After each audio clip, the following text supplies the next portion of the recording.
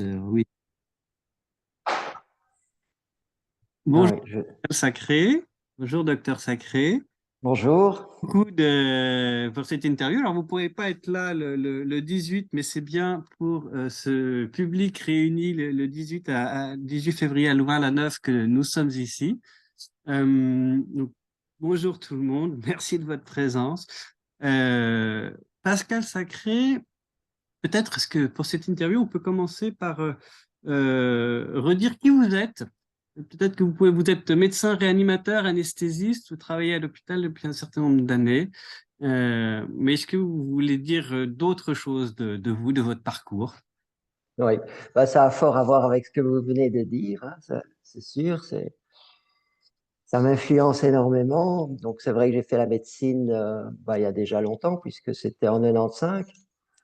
Je suis sorti en 95, diplômé de médecine. Et en fait, alors une particularité pour me comprendre ou me connaître, c'est que en sortant de médecine, je ne savais pas quelle médecine je voulais faire.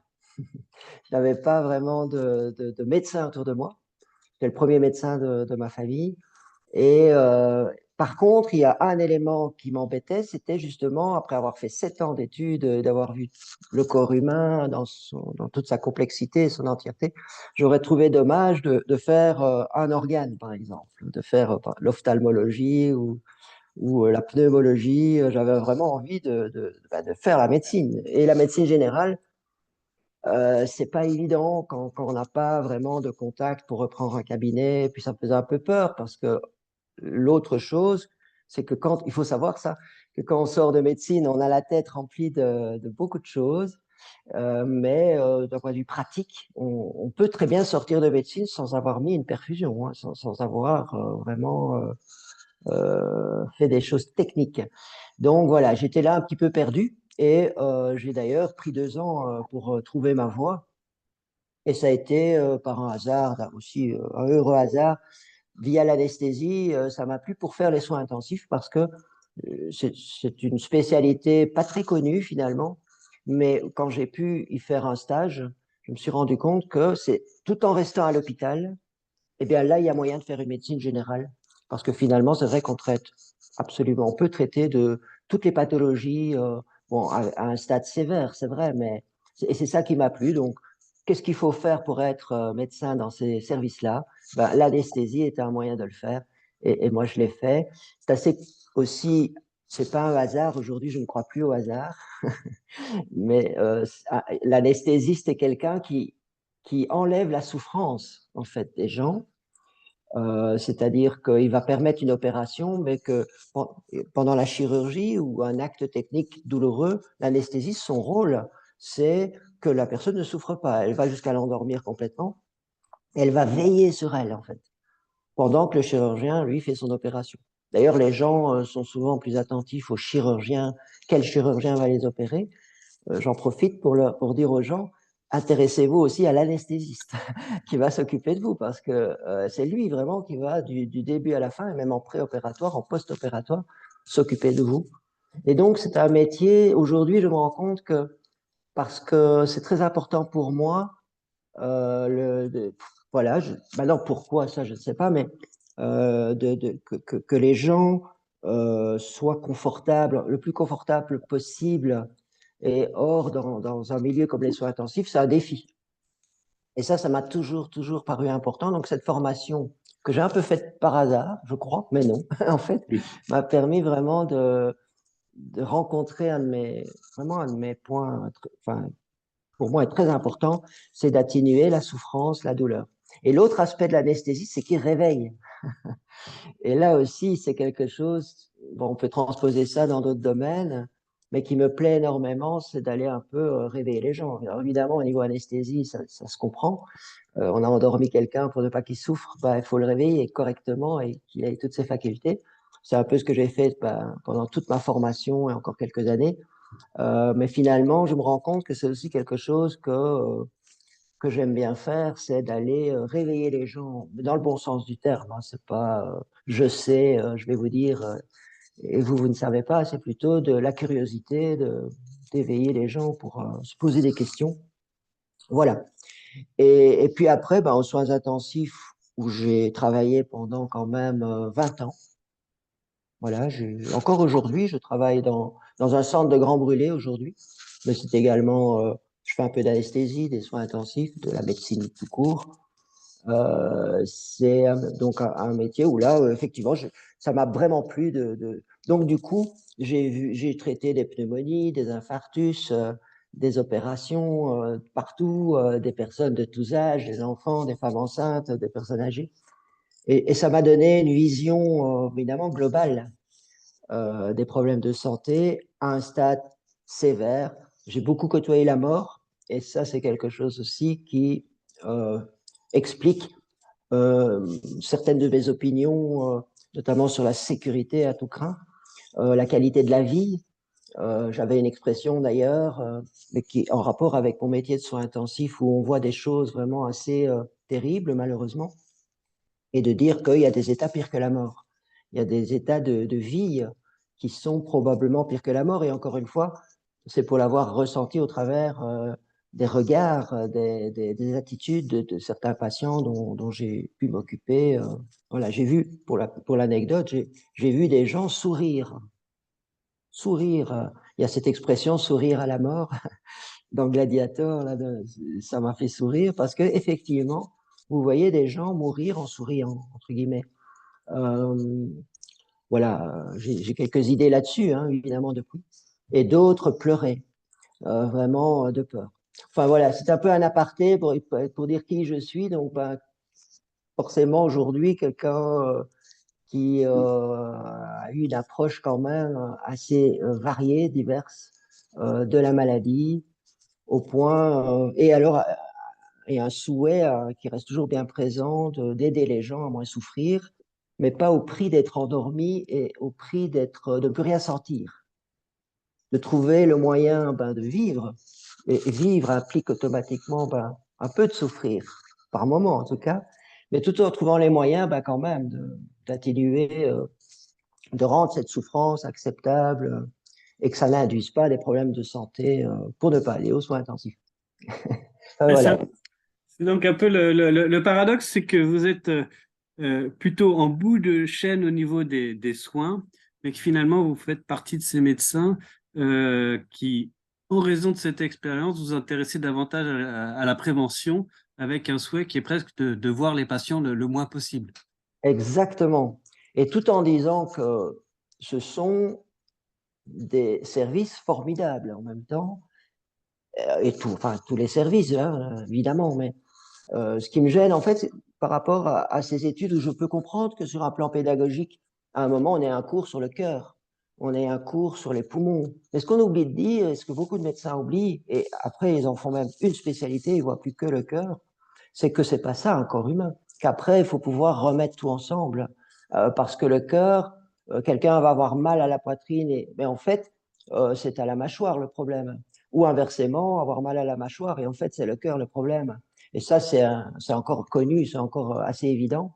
Mais il y a tout des tas de choses, et ça, les soins intensifs m'ont également permis de comprendre ça. Mais il est certain que j'ai ma position, mais de mes 20 ans, je garde le fait que cette évolution technologique est fantastique aussi. Ça, on sauve des vies aux soins intensifs aussi. J'ai parlé un peu de cas malheureux où là, peut-être que là, on fait trop de soins et que la qualité de vie n'est plus présente, mais inversement, il y a des gens qui ont pu survivre alors qu'ils seraient morts sans l'intervention d'urgentistes, d'intensivistes. Il y a des opérations qu'on peut faire maintenant, même à des gens très âgés, et ils peuvent vivre encore 5 ans, 10 ans de bonne qualité. Donc, il y a les deux, hein, bien sûr. Mais ma réflexion aujourd'hui, c'est, je crois qu'on est arrivé à un maximum, à une espèce de limite quand même, au-delà de laquelle certains pourraient vouloir aller. C'est ce fameux transhumanisme, moi qui me fait peur, et pourtant, je suis un intensiviste, donc avec beaucoup de confiance et de foi en la technologie, parce que je vois quand la technologie est au service de la médecine, tout ce qu'elle peut faire comme miracle. Mais j'ai peur, moi, qu'à un moment, ce soit la technologie qui commence à devenir aux commandes, et ça me fait peur. Donc, il y a à la fois, gardons surtout ces services et gardons la maîtrise de ces outils, Et en même temps, attention que, parce que je pense qu'on arrive quand même à une limite. Par exemple, les antibiotiques, je vais vous donner juste cet exemple, mais on peut généraliser ça à tout. Les antibiotiques ont probablement sauvé des millions de vies, mais on arrive aujourd'hui où ils tuent les gens, les antibiotiques, parfois. Ou bien on n'arrive plus à mettre un antibiotique, à proposer un antibiotique à quelqu'un, même si mon ouverture d'esprit et mes recherches m'ont appris qu'il y a bien d'autres choses à faire que des antibiotiques, hein.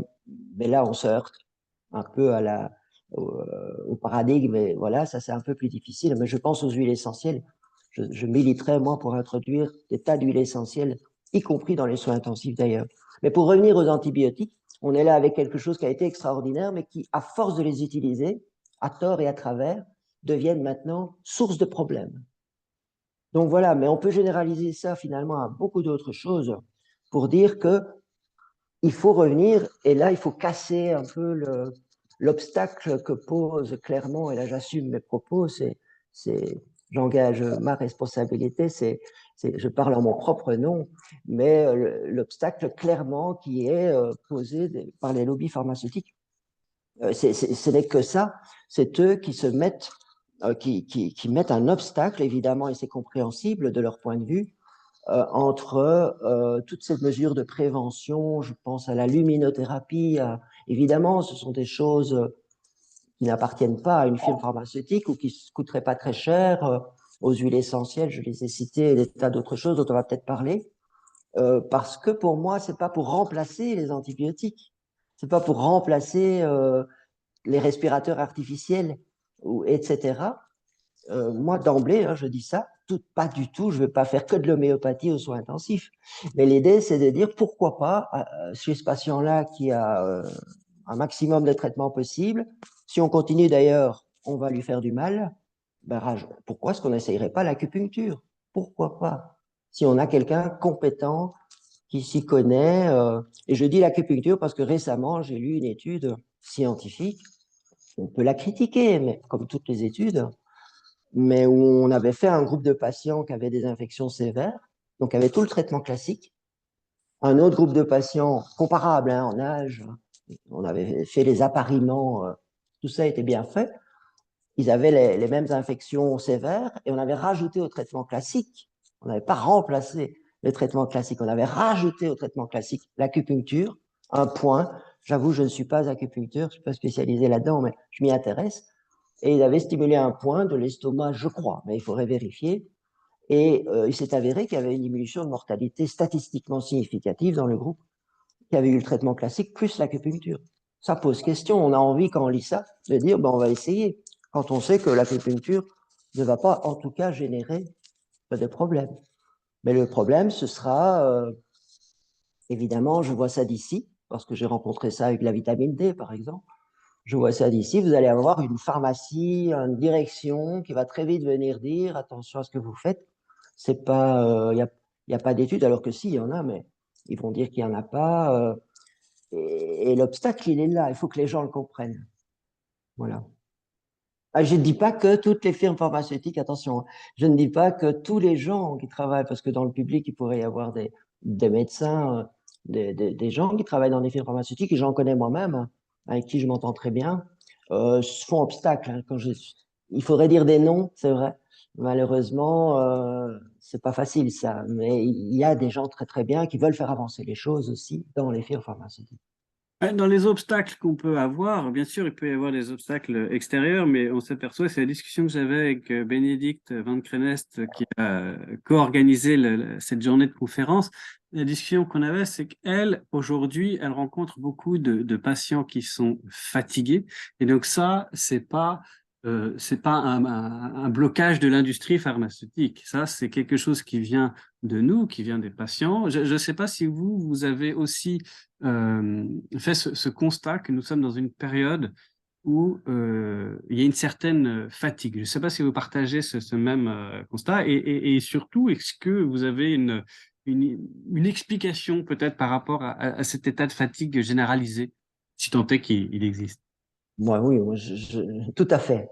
Je crois que ça, c'est effectivement. Alors, on voit ça, mais de plus en plus, effectivement, un épuisement, pas nécessairement le burn-out, qui est une forme vraiment extrême.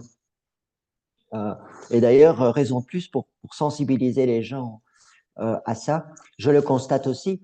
Donc, puisqu'en plus, j'ai une pratique maintenant où je vais recevoir des gens chez moi, ce qui n'était pas mon métier au départ. C'était de les voir à l'hôpital. Et en plus, à un moment très difficile pour eux. Maintenant, depuis quelque temps, quand même, je fais ça également, et en individuel et en groupe. Et d'ailleurs, notamment, enfin, c'est ce dont on va parler pour aider les gens à surmonter ça. Mais je le constate. Je constate, et alors on va voir que plus ou moins, hein, oui, c'est compréhensible. Donc ça a à voir avec ce fameux stress, mais en même temps, quand on a dit stress, on n'a rien dit. Parce que je m'amuse d'ailleurs enfin, je m'amuse, façon de parler, dans les formations que je fais, où j'ai des groupes, en fait. Ça, on en parlera peut-être un peu. Une des questions que je pose très vite, c'est est-ce que vous pensez que le stress est bon ou mauvais? Euh, la réponse à cette question, et tant pis, je spoil mes futures formations, mais il n'est ni bon ni mauvais, en fait. C'est d'ailleurs, dans certaines circonstances, heureusement qu'on stresse, parce que ça, on le sait, mais c'est connu, hein, je sais, mais rappelons-le, c'est comme ça. On est fait comme ça de percevoir en permanence l'environnement et de s'y adapter. Alors, mais même quand on a l'impression qu'il ne se passe rien, ça, c'était peut-être important pour dire aux gens, même quand on a l'impression qu'il ne se passe rien en soi, notre cœur ralentit, accélère en permanence. Nos organes d'essence analysent en permanence l'environnement. Il y a des tas de petites réactions chimiques à l'intérieur du corps qui sont en train de se faire et c'est bon, heureusement. Maintenant, il peut y avoir un événement qui va nous faire lever de la chaise et là, c'est grâce aussi. Donc, ces réactions de stress, parce que c'est ça le stress, à un niveau physiologique et mental aussi, sont tout à fait bonnes. On a montré, par exemple, que quand on va faire une présentation ou rendre un dossier, on a toute une série de réactions chimiques dans notre corps et notre esprit qui vont notamment augmenter notre capacité de mémorisation, notre capacité de concentration. Donc avant un examen, moi, ce que j'aurais plus peur, c'est de voir mes enfants ne pas stresser.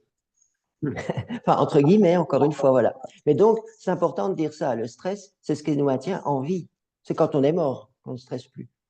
Donc, rappelons ça quand même. Le problème, c'est quoi? Bien, pour analyser le stress, il y a deux choses. Il y a le stresseur, ce qui nous stresse, et il y a nos ressources. Et c'est ça. La bonne santé, finalement, c'est l'équilibre entre les deux. Alors, et ça explique bien des choses. Parce qu'il y a des gens qui disent, mais finalement, j'ai pas une vie si stressante. Enfin, j'ai un tel là, lui, et pourtant, lui, il tient le coup. Et, il a l'air d'aller bien. Et attention, hein, il y a des gens qui ont l'air d'aller bien, mais qui vont pas si bien que ça. Mais non, on a vraiment des gens qui vont vraiment bien. Et pourtant, quand on regarde leurs horaires, quand on regarde ce qu'ils font, ben, c'est les ressources, probablement. C'est que leurs ressources, ça, c'est une des choses. Et l'autre chose, c'est leur perception. Parce qu'on voit également qu'il y a des événements qui vont nous paraître stressants à nous, et le même événement à notre voisin, il va relativiser, il va dire, bon, c'est pas si grave. Et avec le Covid, d'ailleurs, on a un bel exemple là, avec ça, avec ce qui s'est passé. Mais toujours est-il que, en permanence, à chaque seconde, il y a un bilan, il y a une balance. Et à la fin de la journée, vous avez un bilan positif ou un bilan négatif. Et c'est ça le problème, parce que la plupart des gens manquent de ressources. Et d'un autre côté, on va être d'accord qu'il y a une accumulation d'agents stresseurs d'année en année. La télévision, que certains vont utiliser comme source d'information, est en même temps une source de stress énorme. Les journaux télévisés, voilà, les journaux écrits, regardez, il y a jamais un article, tout va bien dans tel pays, ils ont réussi à planter des arbres. Et alors que c'est vrai, ça se passe aussi. Mais ça, et donc, on va plutôt tout le temps voir des choses stressantes. Et puis après, c'est vrai, vont s'ajouter toute une série d'autres choses. Mais il y a donc ces stresseurs, mais on peut déjà agir là-dessus en se disant, je vais fermer la télévision. Mais donc, mon constat, il est comme identique au vôtre. Je vois les gens de plus en plus fatigués, épuisés, découragés. Une des explications pour moi est ce problème de stress et en particulier parce que il y a une augmentation du déséquilibre entre ce qui nous stresse, la perception qu'on en a d'un côté et les ressources qu'on a pour y faire face. Et est-ce que le fait que les ressources diminuent joue sur la perception? Bien sûr. Enfin, je pense, parce que alors, dans les ressources, là aussi, quand on a dit ça, on n'a rien dit parce que c'est vaste, parce que là, par contre, et c'est un peu, moi, un de mes chevaux de bataille aujourd'hui, c'est d'amener les gens, parce que parfois les gens ont l'impression qu'il faut faire beaucoup de choses ou qu'il faut faire des choses extraordinaires, pas du tout. C'est le quotidien qui va faire que c'est vraiment utile. Mais c'est sûr qu'en travaillant, on peut citer la cohérence cardiaque ou d'autres techniques respiratoires. Moi, je ne suis pas un fanatique de la cohérence cardiaque parce que parfois, pour certaines personnes, ça va très bien marcher et pour d'autres, ça va buter. Alors déjà, il faut comprendre pourquoi, parce que et c'est ce que je fais dans mes ateliers. C'est des personnes qui disent ah non, j'ai essayé, ça marche pas. Bah, pourquoi ça ne marche pas? Et là, on se rend compte qu'il y a des petits ajustements à faire et puis finalement, ça marche. Mais même si ça ne marche pas, ben, on va utiliser d'autres techniques. Mais il est certain que ce soit par la porte d'entrée de l'activité physique, aller plus se promener dans la nature, que ce soit par la porte d'entrée de la respiration, etc., on va commencer non seulement à mieux gérer le stress, mais à avoir aussi une clarté d'esprit, une clairvoyance sur ce qui se passe dans sa vie et de se dire, ça c'est vrai, j'investis trop dans cette relation, peut-être.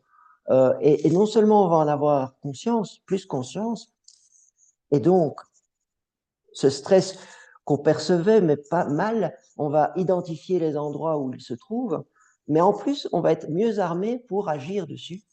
Parce qu'auparavant, oui, on avait bien compris que cette relation, par exemple, hein, nous amenait à stresser, mais en même temps, comment faire pour s'en sortir? Ben, le fait d'agir sur les ressources, non seulement rétablit une forme d'équilibre, mais surtout va faire qu'on va être mieux armé, plus fort pour parfois interrompre une relation, changer de métier, faire des choses. Oui, donc augmenter les ressources, c'est tout bonus, c'est tout bon. Et là encore, c'est un message qui peut paraître banal, mais qui, je me rends compte dans mes ateliers, beaucoup de gens qui, oui, ils disent oui, je sais tout ça. Mais en même temps, bizarrement, alors, ils n'ont pas compris, on n'a pas encore compris quand même que bah, du coup, il faut s'y mettre parce que en même temps, et avec ce qui s'est passé les 3 dernières années, moi, j'ai dit que c'est une urgence vitale. Donc, je retrouve un peu ma casquette de réanimateur parce que réellement, c'est plus qu'une question que de bien-être, et c'est déjà bien, hein, que de bon sens. C'est une question vitale aujourd'hui pour les gens, je leur dis. Vraiment, là, même pour ceux qui ont compensé jusqu'ici ou qui croient avoir compensé jusqu'ici, faites attention parce que euh, ce qui se passe aujourd'hui atteint un maximum, atteint un point de rupture. Alors peut-être que l'un des points de jonction, enfin, il y a trois grandes clés, les stresseurs, la perception et les ressources. Peut-être que l'un des points de jonction que vous connaissez bien, c'est le nerf vague. Euh, d'abord, qu'est-ce que c'est le nerf vague? Et puis, comment on peut essayer de travailler dessus? Et pourquoi ça joue sur le reste, sur le stress notamment? Voilà, donc, bon, ça, c'est la recherche, les études et la médecine qui apportent des explications parce que finalement, ouais, ça nous permet de mieux connaître le mécanisme par lequel ces techniques agissent, en fait. Et ça, c'est vrai que l'occidental, et j'en suis un, aime comprendre. Et or, si c'est un levier par lequel ça peut le faire pratiquer, ben, tant mieux. Je dis ça parce que on a l'oriental, même si c'est des clichés un peu, hein, mais, et aussi l'anglo-saxon. Dites-moi ce qu'il faut faire pour aller mieux, ça. Je le fais, il constate que ça va mieux et c'est bon, quoi. Voilà, maintenant, nous, on a besoin de comprendre pourquoi. Et il y a tout ce qui est au niveau du système nerveux autonome. Et or, c'est vrai que c'est intéressant de s'intéresser à ce système parce que il est là, il est en train d'agir en vous et je fais la jonction avec ce que j'ai dit au début. En permanence, à chaque microseconde, on a une analyse de l'environnement intérieur et extérieur. Attention, l'environnement, c'est aussi l'environnement intérieur. D'ailleurs, il existe des stress intérieurs. Si je mange une bonne pâtisserie, là, maintenant, je vais créer un stress majeur intérieur. Donc, il y a cette distinction qui peut être faite au niveau du stress. Et donc, ce système nerveux autonome qui est un peu comme, comment dirais-je, un pilotage automatique, est essentiel parce que, il est un peu livré à lui-même, forcément par définition, système nerveux autonome. Il est un peu livré à lui-même. Alors ça va, puisqu'il est normalement programmé pour faire ce qu'il a à faire, mais il est un peu bousculé aujourd'hui, hein. Enfin, ça date pas d'aujourd'hui, mais de plus en plus. Il est vraiment perturbé. Et ça, c'est pas très bon de laisser livrer à lui-même quelque chose comme ça. Mais c'est le système sympathique et parasympathique que certains connaissent, commencent à connaître. Le sympathique, c'est l'accélérateur dans une voiture, c'est l'équivalent. Le parasympathique, c'est le frein. Et on est allé un peu plus loin dans la connaissance. Le nerf qui s'occupe un peu de ça, c'est pas que ce nerf-là, mais c'est vrai qu'il est vraiment impliqué dans cette activité du système nerveux autonome, c'est le nerf vague, qui est la 10e paire crânienne. Donc, il y a des nerfs qui partent du cerveau et il y a des nerfs qui partent de la moelle épinière. Et les nerfs crâniens, c'est ces nerfs qu'on appelle crâniens parce qu'ils ont un point de départ au niveau du cerveau, il y en a 12. Et donc, ils ont tous une fonction très, très importante. Et le 10, il en avait tellement, le 10.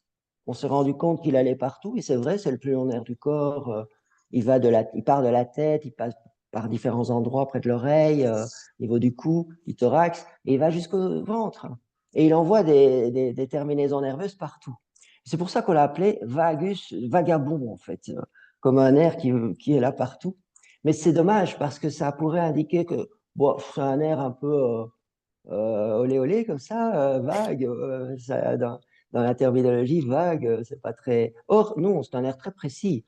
Un air très précis, mais c'est vrai qui est au contact de tout- tous les organes internes du corps et surtout, puisqu'il part du cerveau, c'est donc en fait une interface. C'est l'interface entre nos organes internes et le cerveau. Et ça va dans les deux sens, ça on le sait aujourd'hui. Et d'ailleurs, c'est surtout un nerf sensible, c'est-à-dire qu'il envoie des fibres également vers les organes pour agir dessus, mais c'est surtout 80% des fibres du nerf vague, c'est des fibres qui vont véhiculer des informations, mais du foie, de la rate, de l'intestin, du cœur, du poumon, enfin, absolument tout, jusqu'au cerveau. C'est un peu comme si c'est un peu l'oreille du cerveau par rapport à nos organes internes. Et donc, bah, on a bien compris, donc oui, c'est forcément un nerf très important. Et de toute façon, on a fait des expériences avec ça pour confirmer son rôle. Et on sait par exemple dire aujourd'hui qu'en plus d'être cette interface très, très importante entre le cœur, entre le cerveau et tous les organes, de sorte que le cerveau peut se dire, ah, il y a un problème de ce côté-là, c'est aussi anti-inflammatoire. C'est un nerf manifestement qui joue un rôle très, très important par rapport au contrôle de l'inflammation basale du corps humain. Encore une fois, parce qu'on entend beaucoup de choses, c'est vrai que la plupart des gens sont plutôt en état inflammatoire. C'est pour ça qu'on parle beaucoup, on focalise beaucoup sur à la fois des médicaments, des compléments et des techniques pour diminuer l'inflammation. Mais encore une fois, je le répète, autant pour le stress et les ressources, la bonne santé, c'est l'équilibre. L'équilibre entre ce qui est pro-inflammatoire dans le corps humain et ce qui est anti-inflammatoire, parce qu'on a bien sûr heureusement, et dont le nerf vague principalement, mais pas que, des ressources anti-inflammatoires. Hein, c'est comme oxydants et antioxydants. Pour les gens, vraiment, ne pas perdre de vue que la bonne santé, c'est l'équilibre. C'est l'équilibre, c'est pas non plus de ne jamais être inflammatoire, parce qu'en même temps, il y a des situations où c'est comme ça que le corps humain va guérir ou va circonscrire une zone qui est plutôt dangereuse et puis l'éliminer. C'est grâce à l'inflammation, c'est grâce à l'oxydation. Donc, attention hein, de se rappeler en permanence que la bonne santé, c'est l'équilibre, mais on est clairement par l'alimentation, par le stress qui est générateur aussi de réactions dans le corps humain, par, par le manque d'activité physique. Enfin, on peut cumuler alors beaucoup de choses, mais finalement, ça touche des millions de gens. On est plutôt trop inflammatoire, c'est vrai. Donc, aller s'intéresser au nerf vague, dont on sait aujourd'hui par des études, c'est confirmé qu'il est anti-inflammatoire, peut-être une des parties en nous qui est la plus anti-inflammatoire, ça a du sens.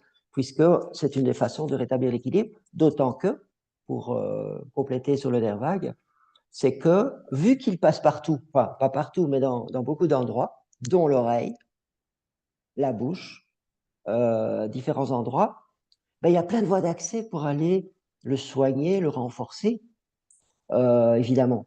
L'auriculothérapie, qui est une technique connue, je m'intéresse à tout, mais je ne suis pas spécialiste, est notamment une technique pour aller améliorer quelque chose chez vous par une action sur le nerf vague, parce qu'il sort très très près là de l'oreille pour aller ensuite au niveau du cou, le nerf vague. Voilà, par exemple, je n'ai pas trop envie de citer des livres, mais il y en avait un qui m'a vraiment plu, le livre du docteur Navaz Habib, Activez votre nerf vague. Bon, moi, j'aurais appelé soigner votre nerf vague, parce que activer, c'est. Mais soit. Mais il m'a semblé bien fait, pour citer un livre. Hein. Après, il y en a des tas. Il y a Jean-Marie Defossé aussi, d'ailleurs, que j'ai eu moi la chance d'écouter lors de vos congrès il y a quelques années, qui est très intéressant aussi sur le nerf vague, Jean-Marie Defossé. Maintenant, voilà, ce médecin, ce livre-là, Activez votre nerf vague, parce qu'il est fait en 3 parties. La première partie, c'est des rappels physiologiques super intéressants et super bien vulgarisés sur la digestion, etc. Puis le nerf vague, qu'est-ce que c'est? Tout ce que je viens de dire. Et enfin, dans la troisième partie, des solutions. Et c'est vrai qu'on voit qu'il y en a 50 façons, dont la respiration aussi, puisqu'il passe là-bas. Et donc, par exemple, la technique de cohérence cardiaque, mais il y en a d'autres, vont agir en partie par une activation du nerf vague. J'avais entendu d'ailleurs, et j'ai tendance à y croire, une phrase: tant que votre nerf vague est opérationnel, vous ne pouvez pas tomber malade. Voilà. Maintenant, c'est le défi d'avoir un nerf vague complètement opérationnel aujourd'hui, puisque sans, et ça va être un message en fait aujourd'hui, sans devoir agir sur tous les leviers, parce qu'après on se retrouve parfois, certaines personnes sont découragées, je crois, parce que parfois ils se disent, je dois bien manger, je dois courir, je dois faire ceci, je dois méditer, je dois faire cela. Ben ça, non, c'est pas vrai. Vous pouvez le faire, évidemment, et souvent, c'est ce qui se passe. Quand on commence à s'intéresser à ça, ça vient naturellement de mieux manger. Voilà. Mais au départ, non, vous pouvez choisir celui qui va vous plaire le plus d'ailleurs. C'est celui qui a le plus de chances de fonctionner, que vous allez faire, et par contre le faire. Et là, on va pouvoir déjà commencer à renforcer ce nerf vague. Mais avec des répercussions au niveau de l'inflammation, avec des répercussions au niveau de nos pensées, etc. Voilà. Et dans Savoir quoi. les, alors vous l'avez dit, il y a plus de 50 solutions. Donc oui, il y a beaucoup de choses qu'on peut faire, mais après c'est intéressant déjà d'avoir quelques idées. Je sais que vous travaillez en atelier, vous travaillez en groupe. Peut-être que vous pouvez nous parler de cette expérience-là. En quoi c'est intéressant de travailler en groupe? Est-ce que voilà enfin, votre position sur le travail de groupe? Oui, d'ailleurs, c'est vraiment ça que j'aime bien faire aujourd'hui. Je vais d'abord, d'ailleurs, mais c'est vraiment volontaire, interrompre mon activité hospitalière simplement pour avoir vraiment le temps d'en faire un maximum. Et effectivement, l'effet de groupe est vraiment fantastique. Enfin, j'en avais l'intuition, mais j'en ai eu la confirmation, puisque d'ailleurs, pour la petite histoire, j'avais commencé à proposer ça dans l'hôpital avec lequel j'ai interrompu ma collaboration en 2020, mais j'avais commencé à faire ça, j'avais proposé ça à l'hôpital, de prendre un groupe d'infirmiers, une quinzaine d'infirmiers, mais également des personnes non soignantes. C'est pas très bien de dire ça, mais je veux dire qui n'ont pas un contact direct avec les patients, des ressources humaines, par exemple. Et j'avais commencé à faire, via la cohérence cardiaque, le langage et l'auto-hypnose, à laquelle je me suis formé, là, par contre, l'hypnose et l'auto-hypnose, des formations de groupe. Et là, ça a été fantastique. Euh, et ça s'est confirmé. J'ai fait ça également dans une maison du mieux-être où il y a des patients qui ont eu le cancer ou qui avaient des cancers. Toujours la même chose, proposer des outils avec comme idée derrière la tête d'augmenter ses ressources. Et ça avait vraiment bien fonctionné. Non seulement le protocole, entre guillemets, que j'utilisais, mais surtout les groupes. Et par exemple, en dehors du fait, bon, ça c'est lié aux personnes, il y a très vite une bonne ambiance qui s'installe, énergétique et tout ça. Ce que je trouve intéressant parfois, c'est qu'une personne va faire un exercice et va dire là où elle a coincé, par exemple, là où ça a été plus difficile. Et là, parfois, on voit les autres qui écoutent et qui disent, ah bah, moi aussi, mais elle n'aurait pas osé parler, elle. Elle aurait préféré s'abstenir, mais comme une autre a osé le dire, elle se dit, ah bah, je suis pas toute seule, cette difficulté-là, ça a du sens. Elle n'aurait pas osé en parler en individuel, peut-être, ou toute seule. Donc, pour ça, c'est un avantage. Ou inversement, quelqu'un va dire, ah, moi, ça s'est bien passé, j'ai fait ça. Et à un moment, j'ai eu un problème et j'ai fait ça. Et une autre va dire, ah ben, je pourrais faire ça moi aussi, alors la prochaine fois, parce que moi, j'ai eu ce problème-là, mais j'ai pas eu l'idée qu'elle a eue. Voilà. Bah, d'autres ont des expériences qu'ils peuvent faire chez eux, qui ramènent la fois suivante. Et c'est assez extraordinaire aussi. J'avais eu ça une fois avec une personne avec une tumeur au cerveau. Et j'avais simplement appris un exercice qui consiste à mettre son problème dans le point. Donc, je les accompagnais hein, dans l'état. Donc, pour ça, ils n'avaient rien à faire. Mais j'avais amené la personne à, une fois en hypnose, en auto-hypnose, à mettre son problème dans le point. Et là, c'est pas volontaire. C'est vraiment un mouvement qui se fait tout seul, qu'on connaît bien en hypnose, les mouvements idéomoteurs. Rien que de penser à un mouvement l'induit. Mais toujours est-il que la symbolique, c'était de mettre son problème dans le point et puis d'attendre le bon moment, et ça, c'est vraiment la personne, quand elle le sent, que quand c'est bon, elle peut le lâcher. Et je faisais la métaphore d'une feuille de papier, d'écrire le problème sur son papier. C'est comme un papier qu'on chiffonne. Et d'ailleurs, ça, on peut le faire aussi, hein, c'est très symbolique, et c'est très fort. Et le jeter, quoi, le lâcher. Eh bien, cette personne avec le tumeur au cerveau qui avait fait l'exercice, elle n'avait rien dit. La fois suivante, elle a raconté au groupe, et ça, c'était extraordinaire, parce que ce qu'elle avait, c'est des crises d'épilepsie et elle sentait venir ces crises d'épilepsie suite à sa tumeur au cerveau. Et il s'est dit, il a senti venir en terrasse cette crise et il a fait l'exercice sous la table. Il n'a même pas dit à son épouse en face de lui. Et il l'a fait et la crise est passée. Voilà, c'est une anecdote évidemment qui moi m'a fait plaisir puisque je me suis dit, ben, tant mieux que cette personne. Mais au niveau du groupe, c'est génial aussi parce que bah, du coup, ça va intéresser les autres. Donc, c'est à la fois pour l'ambiance qui est souvent très bonne et qui va amplifier encore ces exercices qu'on ferait tout seul chez soi, mais aussi on va entendre des astuces, les commentaires des autres, et ça, c'est enrichissant. On ne saurait pas avoir ça dans une relation purement individuelle. Que je le fais aussi, alors, parfois, certaines personnes demandent mais moi, mon but, en fait, qui est très ambitieux, c'est vrai, c'est de transmettre. De transmettre, et je ne détiens pas toutes les connaissances, et tant mieux qu'on ait énormément à vouloir faire ça. Mais voilà, et donc, et comme il y a urgence pour moi, puisqu'on est à la fois dans une situation où on va constater quand même qu'il y a beaucoup de stresseurs. On se dit, après cette pandémie, on est passé directement à la guerre en Ukraine et de la guerre en Ukraine. Enfin, voilà, le propos ici n'est pas de parler de ça, mais c'est de dire que quand même, on voit une escalade. Donc, j'ai envie de dire aux gens, puisque parallèlement, je vois que les gens sont de plus en plus fatigués, épuisés et découragés, démunis, en fait, c'est de me dire qu'est-ce que je peux faire aujourd'hui. Pas des soins intensifs, ça, voilà, je crois que c'est trop tard, mais c'est de vraiment convaincre les gens qu'il faut vraiment pratiquer, même quand on croit que tout va bien. Et, mais le fait de le faire en groupe où je reçois 12 à 15 personnes, pourquoi? Parce que je ne veux pas que ce soit une conférence. On peut faire ça aussi.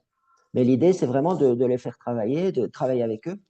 Et quand on fait faire un exercice, après, on demande ce qui s'est passé. Ça prend du temps, mais je veux en même temps pouvoir le faire parce que si c'est juste donner mon speech et puis partir rentrer chez moi, non. Donc, c'est aussi d'avoir le ressenti des gens, ça prend du temps.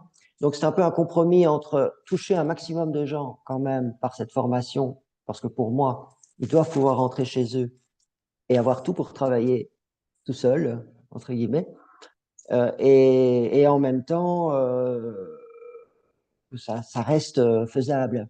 Mais c'est ça, moi, pour ça que je veux faire de plus en plus ça, pour que voilà, des milliers de gens puissent de plus en plus se renforcer parce que ça va être vraiment nécessaire. Donc, encore une fois, moi, je ne parle pas que par rapport à la santé, par rapport au mieux-être. Je pense que beaucoup de gens ne vont pas tenir, probablement, Euh, dans ce qui se passe. donc on a parlé des ressources, c'est ça, on a dit mode de vie, forêt, respiration cardiaque, alimentation, qui est un certain nombre de choses. Si on s'intéresse aux stresseurs, est-ce que, avec vos patients, est-ce que vous avez des recommandations par rapport à ces stresseurs? Est-ce que, parce que finalement, il y a des choses qui viennent de l'extérieur, c'est vrai, mais est-ce qu'on n'a pas quand même une action qu'on peut avoir sur ces stresseurs? Et ces stresseurs et perception, les deux vont peut-être un peu ensemble, mais finalement, est-ce qu'il n'y a pas un travail de discernement, de hiérarchisation, enfin, voilà, quelle est votre approche par rapport à ces stresseurs?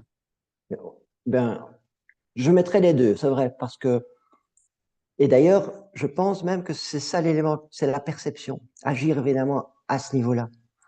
Donc, bien sûr, quand on a vraiment un moment où téléphone, notre enfant est hospitalisé, et là, encore une fois, je reviens sur le bon stress, hein, il n'est pas question non plus de, de, de diaboliser absolument le stress, mais par rapport à des petites choses à nouveau quotidiennes, c'est là-dessus qu'on va avoir le plus accès, le plus d'accès, c'est vrai, c'est sur la perception. Mais là encore, c'est pas si facile.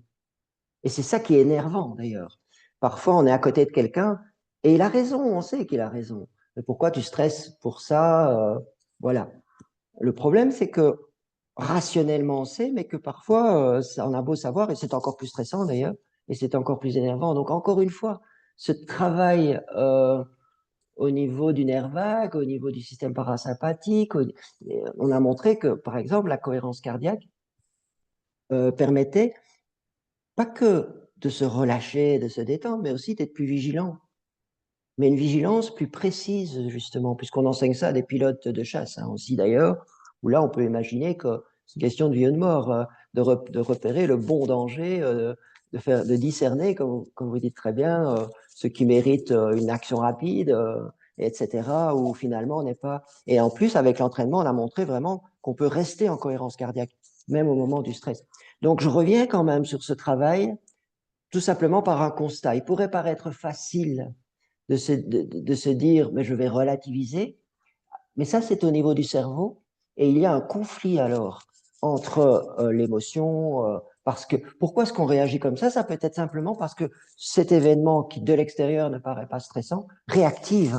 Ça, on sait aussi aujourd'hui un élément dans notre passé. Vous savez, il y a même parfois une couleur hein, qui peut simplement, et on ne sait pas pourquoi, une couleur qui crée une allergie cutanée ou qui va créer un emballement du cœur parce que dans notre passé, il y a eu un moment, on a été attaqué par un chien avec un collier rouge.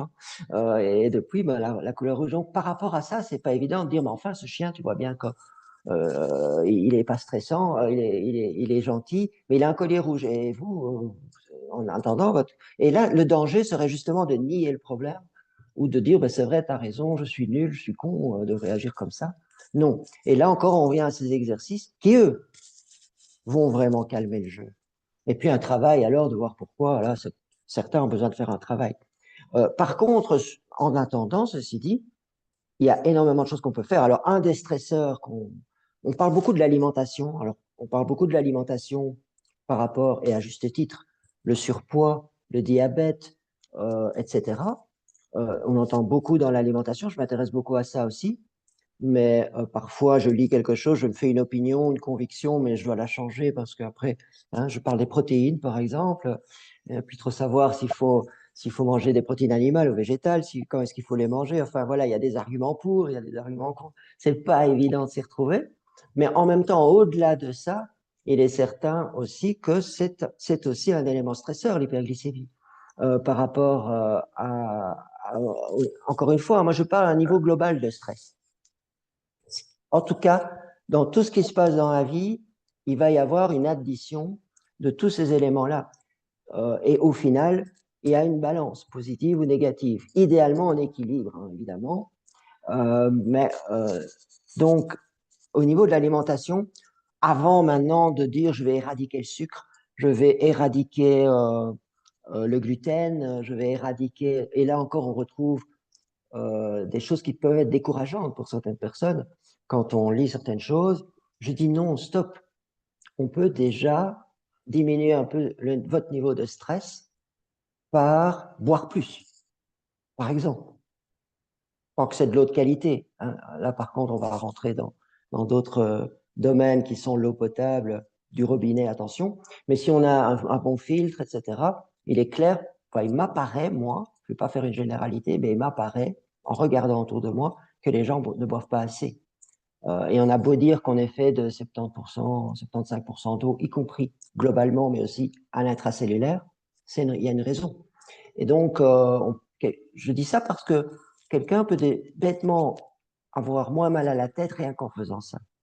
Voilà, il y a mieux respirer, respirer plus amplement, idéalement dans des environnements. Mais donc, on a déjà sur les éléments autour de soi, avant de quitter son métier, avant de quitter son conjoint, ou avant de tout changer dans son alimentation, au niveau des stresseurs, des tas de petites choses à faire, et ça va jouer, ça va avoir son importance. Euh, Maintenant, encore une fois, moi je parle pas beaucoup du langage. Alors il y a la communication non violente, mais j'ai pas fait vraiment de formation en communication non violente, mais par l'hypnose, effectivement, je me suis rendu compte qu'il y a des façons plus efficaces de parler que d'autres, c'est tout, y compris de se parler. Et là, parfois, on peut aussi améliorer sa relation avec son voisin, avec ses enfants, avec son conjoint, là aussi en apprenant ces petites choses-là et en les appliquant surtout. Donc voilà, au niveau des stresseurs, c'est la perception sûrement, et c'est ça, moi, le secret des gens, probablement, euh, qui n'ont pas nécessairement beaucoup de ressources, qui ont beaucoup d'éléments stresseurs, et pourtant, finalement, ils s'en sortent, ça va, ils sont heureux, c'est parce qu'ils ont une perception de ça qui est tout à fait adaptée, qui est tout à fait... Donc oui, bien sûr, mais l'obstacle là va parfois être lié, que notre perception elle est liée à des phénomènes inconscients, qui parfois même... Donc, c'est pas si facile toujours. Euh, donc là, je vais en revenir aux ressources. Parfois les consulter quand même, un spécialiste de ces choses. Il y a l'hypnose, mais il n'y a pas que. Hein. Ne pas confondre. L'hypnose, c'est pas une thérapie. C'est un outil utilisé par un thérapeute qui, lui, va utiliser l'hypnose ou la conversation ou des techniques cognitivo-comportementales, que sais-je, le moins possible de médicaments, j'espère, mais voilà, parfois c'est nécessaire. Et là, parfois, ça peut être intéressant aussi de se dire, je vais aller voir pour un peu comprendre pourquoi je réagis comme ça à un stimulus, alors que rationnellement, je sais bien qu'il n'y a pas de danger. Voilà. Et au niveau des stresseurs, ben déjà, petites choses, des petites choses, ben, l'alimentation, ça, on a quand même un certain contrôle de ce qu'on achète, de comment on cuisine, du nombre de fois sur la journée on va manger. On a quand même là des leviers, je dirais, d'action. Sur la respiration, on néglige aussi ça parfois. Avant de faire aussi de la cohérence cardiaque et des techniques bien compliquées de méditation ou de respiration hindoue, là, qui sont bien, hein, c'est pas ça. Mais avant déjà ça, respirons par le ventre, déjà. Et ça, un bébé sait le faire. Hein. Je sais qu'après, on a oublié de respirer comme ça. Position assise, le stress, l'alimentation, l'obésité. Mais c'est possible de réapprendre le soir. Moi, je donne ce bête exercice dans mes formations pour vous dire que si vous venez en croyant qu'il y aura des grands scoops révolutionnaires dans mes formations, vous serez déçus. Et en même temps, par l'écho que j'ai des gens, les gens disent, ben, j'ai redécouvert quelque chose que je croyais connaître, mais finalement peut-être pas tant que ça, ou une autre façon de le pratiquer qui me va mieux, ou j'avais oublié. Et la respiration ventrale, le soir, avant d'aller dormir, c'est déjà un moment où votre ventre est bien détendu, vous mettez votre main sur votre ventre, mais je n'ai rien inventé, hein, je ne dis pas quelque chose d'extraordinaire, mais vous mettez votre main sur votre ventre à un moment perdu, c'est un moment par lequel tout le monde passe, hein, le soir dans son lit, on va tous passer par là. Parce que parfois les gens disent j'ai pas le temps, je trouve pas le temps. Bah là, il y a un moment propice. Vous mettez simplement la main sur le ventre, une main sur le thorax, et vous ne changez rien, vous observez. Parfois, on va trop vite aussi. On n'observe pas. En hypnose, on apprend beaucoup ça, à d'abord observer avant d'essayer de changer quoi que ce soit. Et voilà, quand on est dedans, on va alors essayer de, pas essayer, on va le faire, on va simplement faire en sorte que l'aspiration commence dans le ventre et petit à petit. Mais en faisant ça, OK, vous allez activer votre nerf vague, hein, vous allez activer votre parasympathique, mais vous allez aussi diminuer votre taux de CO2. Et ça, Jean-Marie Defossé en parle très bien. Et son focus, lui d'ailleurs, c'est la respiration, coach respiration. Il a raison, parce que cet élément-là, on n'en parle pas toujours, alors que, encore une fois, on parle d'élévation minime. Hein. Ça n'allait pas à l'hôpital hein, et faire une prise de sang, hein, on va avoir un pH normal. Mais en même temps, il est quand même versant plus acide, rien que pour ça, parce qu'on sous-respire.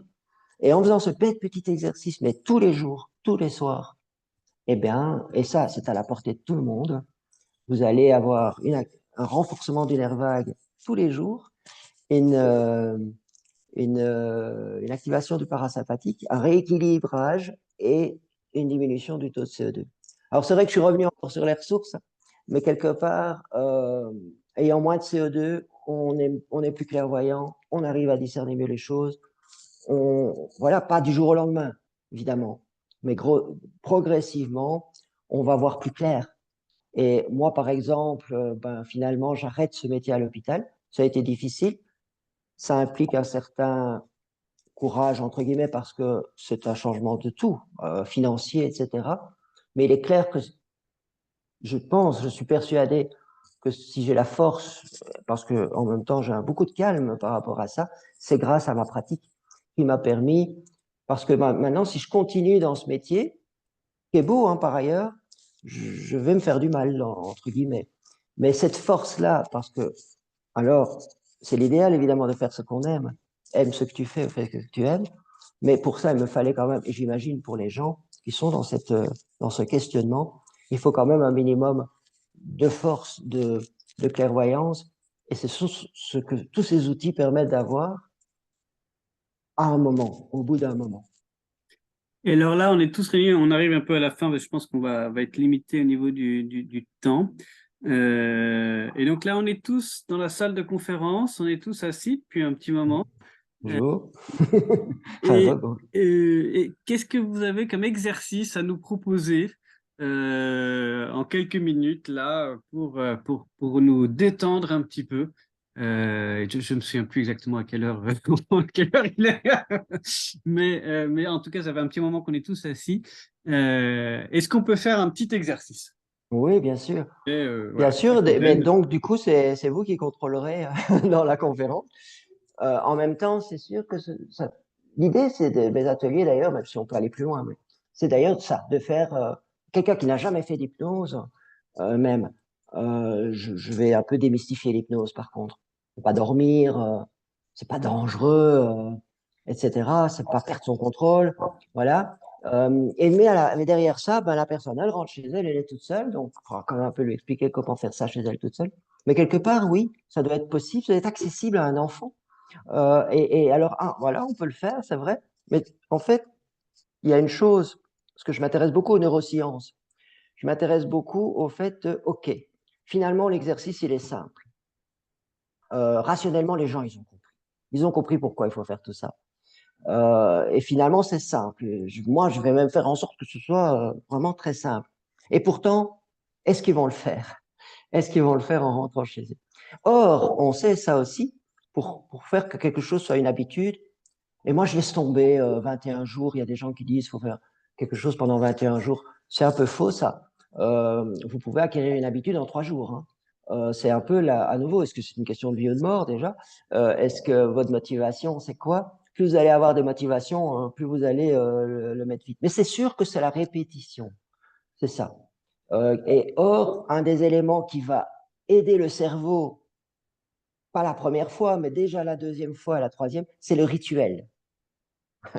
C'est vrai, on aime les rituels, on adore les rituels. Sûr. D'ailleurs, hein, Et le dans petit la prince. salle, je serai dans la salle, je demanderai aux gens, deux, trois personnes, qu'est-ce que vous faites le matin, par quoi vous commencez? Ce sera toujours la même chose. Il y en a qui boivent leur café, et puis après, ce sera leur douche, et puis ce sera un truc, un machin, lire un truc. Un autre, ce sera brosse sa douche, impossible de ne pas laver ses dents avant voilà, je sais ça. Mais nous sommes des êtres de rituel. Donc, l'idée aussi, c'est de dire aux gens, vous allez faire l'exercice toujours de la même façon. Vous allez commencer. Alors, moi, je dis aux gens, voilà, vous êtes assis sur une chaise parce qu'il faut faire ça sur des chaises. Il ne faut pas faire ça dans un fauteuil de relax nécessairement. Parce que, oui, c'est agréable, mais dans le bus, quand vous le ferez plus tard dans le bus, parce que c'est le but, quand vous le ferez dans votre lieu de travail, vous ne serez pas dans un fauteuil relax. Donc, on s'entraîne chez soi, d'accord. Il faut que ce soit Voilà, dans on des est bonnes. tous assis sur la chaise Voilà. Donc, assis sur une et chaise, on vous regarde. voilà. Vous commencez avec les pieds posés sur le sol et vous prenez un moment pour sentir vos pieds bien posés sur le sol. Ensuite, le dos bien droit et détendu et vous vérifiez. Et vous vérifiez qu'au niveau du corps en général, de la tête aux pieds, les épaules, vous êtes suffisamment détendu. Toujours les yeux ouverts pour le moment, sans regarder quelque chose en particulier, le regard posé devant vous. Et quand vous avez vérifié que vous êtes bien, le plus possible, vous allez dans votre respiration. Et à la faveur d'une expiration, quand vous soufflez, vous allez fermer les yeux ou encore mieux laisser les yeux se fermer tout seuls. Et ceux qui veulent garder les yeux ouverts parce que c'est important pour eux peuvent les garder en ayant un regard dans le vague, dans le vide. Mais c'est encore mieux les yeux fermés, surtout au début, pour ne pas être distrait. Et vous mettez votre attention dans la respiration sans la changer. Ça doit être naturel. Rien à faire, rien à réussir. Très bien. Et le corps bien installé qui respire, je vais maintenant placer mes deux mains l'une en face de l'autre, écartées de la largeur des épaules, tout en gardant la détente au niveau des épaules. Voilà. Et les mains sont écartées. Pour le moment, je ne fais rien d'autre que ça. Je vérifie que mes épaules sont bien détendues, les coudes aussi. Il n'y a que mes mains qui sont un peu l'une en face de l'autre, comme si elles se jaugeaient en quelque sorte. Et je vais mettre mon attention, ma concentration sur l'espace entre mes mains, comme s'il n'y avait que cet espace qui existe actuellement, rien d'autre. Et s'il y a des bruits, je les laisse passer. Je n'y accorde aucune importance. Et s'il y a des pensées parasites, je les laisse passer, un peu comme des nuages dans le ciel. Et je reviens toujours à cet espace entre mes mains. Il est possible pour certains qu'ils ressentent ou pas déjà des picotements dans les doigts, c'est possible. Parfois, on dit que les mains sont magnétiques. Certaines personnes travaillent avec les mains. Et il est possible donc que pour certains, vous ressentiez certaines choses, vous les constatez, peut-être des différences de température, peut-être déjà une attirance entre les mains, un peu comme s'il y avait des aimants, un plus, un moins, dans la paume de chaque main. Or, les aimants s'attirent, se rapprochent. On pourrait imaginer que entre les mains se trouve un ballon. Et là, de prendre un petit moment pour faire comme si c'est comme un jeu d'imagination, de jouer le jeu.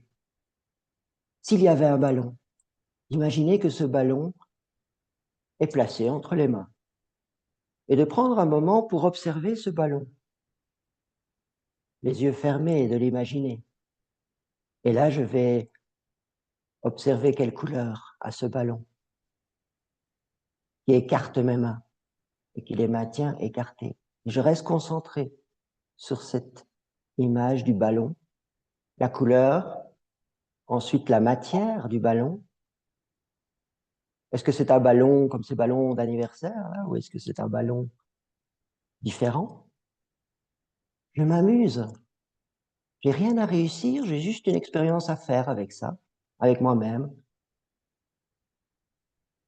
Et de continuer à imaginer ce ballon, son poids, est-ce qu'il est plus lourd, est-ce qu'il est plutôt léger, oui, et d'avoir peut-être envie même de le bouger mes mains, de le bouger dans mes mains, car je le tiens entre mes mains, et du coup de sentir s'il est plus lisse ou plus rugueux.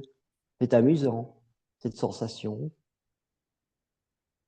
Et ensuite, j'imagine, en fait, et peut-être que c'est en entendant une sorte de sifflement, un trou dans ce ballon. Et comme il y a un trou dans ce ballon, j'entends l'air qui s'échappe. Et à mesure que mes mains qui appuient sur ce ballon, que le ballon devient plus petit, j'imagine, je vois ce ballon devenir de plus en plus petit, de plus en plus petit à mesure que l'air s'échappe du ballon par ce trou. Et ça peut aller rapidement, ça peut aller lentement, ça peut aller en saccade, ça peut aller d'un coup. Tout est bon. Ouais.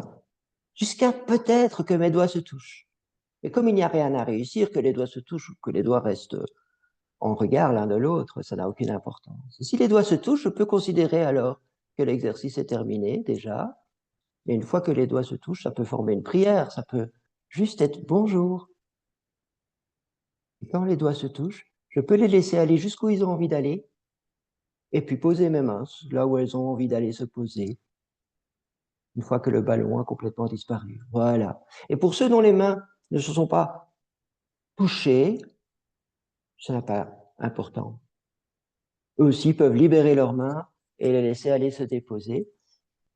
Et à ce moment-là, ceux qui ont fermé les yeux les rouvrent et regardent autour d'eux. Tout le monde réveille son corps, ses pieds, ses épaules et tout le corps. S'il veut s'étirer, bailler, c'est le moment. Et bien prendre contact avec le moment présent autour de soi, garder le temps qu'il fait et savoir que chacun sait qu'il est bien revenu ici et maintenant. Merci, Très bien.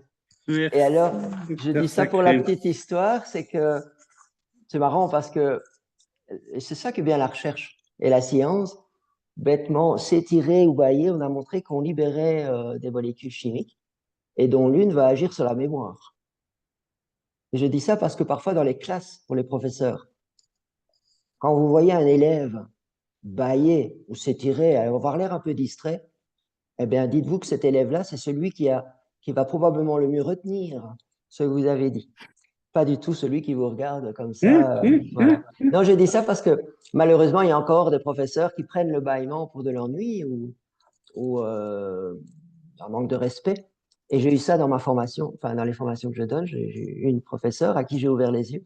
Et je suis très content, du coup, parce que tous ces éléments-là de réveil, en quelque sorte, bien que l'auto-hypnose, parce que c'est déjà de l'auto-hypnose qu'on vient de faire ensemble, hein, bon, bien que cette faculté, tout le monde là, ça marche si on joue le jeu.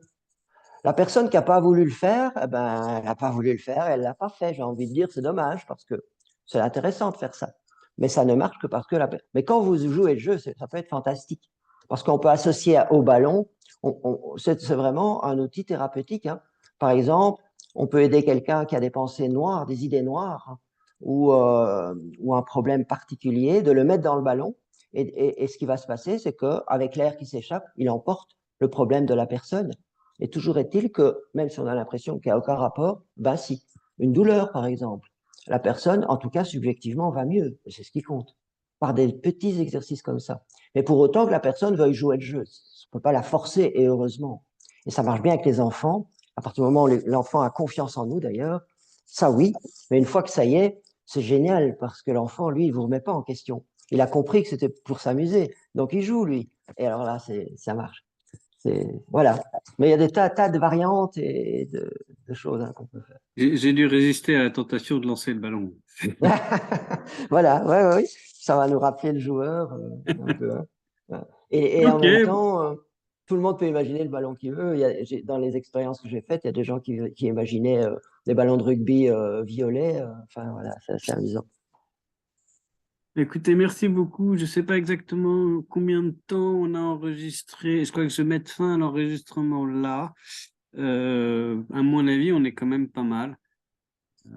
Ce que je pourrais peut-être vous transmettre, mais à vous, alors personnellement, vous en ferez ce que vous voulez, mais pour les personnes qui seraient éventuellement intéressées, c'est que je vais avoir un site internet qui est d'ailleurs, bah voilà, il explique tous les détails parce que je fais des articles dessus, en partie de ce que je viens de dire, mais je laisse aussi des exercices et pour les formations, j'explique aussi les lieux, voilà. Donc ça, je vous transmettrai peut-être. Super, mais oui, bien sûr, au contraire. C'est le plus facile, bah, ce sera d'aller sur le site internet et de le découvrir. Voilà. Super. Écoutez, merci Euh, beaucoup. Euh, Avec plaisir, moi, pour moi. C'est ma passion. ouais, ouais, c'est génial. Merci de partager votre passion. Je vais